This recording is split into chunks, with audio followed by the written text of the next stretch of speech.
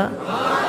আল্লাহ বললেন পাখির দিকে তাকাও, আওয়ালাম ইয়ারাও ইলাত তাইর, কারণ পাখির মধ্যে নিদর্শন আছে না নাই?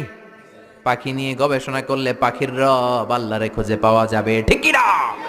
এজন্য কোরআনের অনেক জায়গায় আল্লাহ পাখির কথা বললেন, ওয়া আরসালা আলাইহিম তাইরান আবাবিল, আবার কাবা ভাঙতে এলে পাঠাওয়া বাবিল,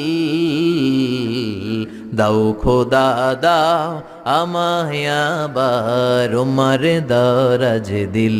সুবহানাল্লাহ বলেন। আবাবিল পাখি দিয়ে আল্লাহ আব্রাহারে শেষ করলেন, ঠিক কি না? এরপর সাইয়েদনা সুলাইমান আলাইহিস সালামের একটা পাখি ছিল, নাম কি? হুদহুদ। ওয়া তাফাক্কাদাত তায়রা ফাকালা মালি লা আরাল হুদহুদ, পাখি কই? ওইটার জুমিং পাওয়ার এত বেশি ছিল পাখিটার চোখে, সাইয়েদনা সুলাইমানের সিংহাসনও চড়তো, পাখিটাও চড়তো, আর কত হাজার ফিট নিচে